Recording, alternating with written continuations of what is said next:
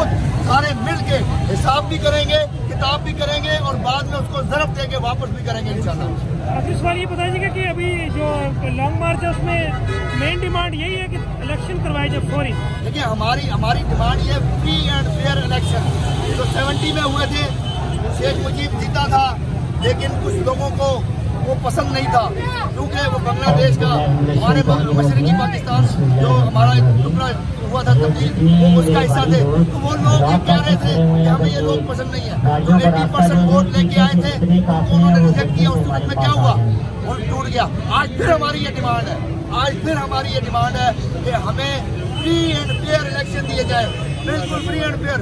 तो जिसने free and fair election देने के बाद जो भी आता है XYZ जो भी गवर्नमेंट करने के लिए आता है हमें वो कबूल होगा। लेकिन अब हमें मदाखलत कबूल नहीं होगी, अब हमें थ्रेट्स कबूल नहीं होंगे, अब हमें इस किस्म की चीप हरकतें, गंदी हरकतें। मरियम नवाज 2-3 दिन पहले क्या कहती है, ट्वीट पड़ा हुआ उसका, ट्वीट जाके चेक करें कि इमरान खान के पास बहुत खत्म हो गया। हिना परवेज भट्ट वो 3rd क्लास किस्म की औरत, वो 3rd डिग्री, मैं उसके बारे में क्या बताऊँ, पार्टी गर्ल, वो कहती है जी बात खत्म हो गया। राना सनाउल्लाह वजीर दाखिला, जिसने पहले मॉडल टाउन किया, वहाँ पर 14 बंदों को शहीद किया।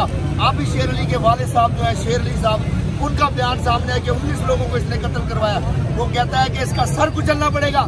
आप किस किस्म के बेगैरत किस्म के लोग हैं कि आप सरेआम धमकियां देते हैं और बाद में कहते हैं हम इससे वाकिफ नहीं है।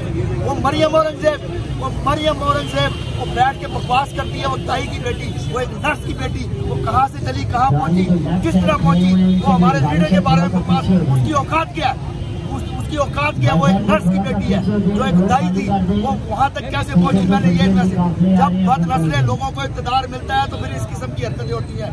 जब बद किरदारों को इक़्तिदार मिलता है तो फिर इस किस्म की हरकतें होती हैं।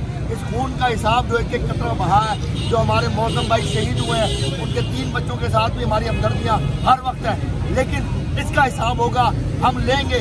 क्योंकि गुलामी में न काम आती है तदबीरें न जंजीर, जो हो जो के यकीन पैदा तो कट जाती है जंजीरें। इंशाल्लाह ये पाकिस्तान की अवाम निकल पड़ी है सड़कों के ऊपर, अब ये बेदार हो गई है, ये हकीकी आज़ादी लेकर ही दम लेगी इंशाल्लाह।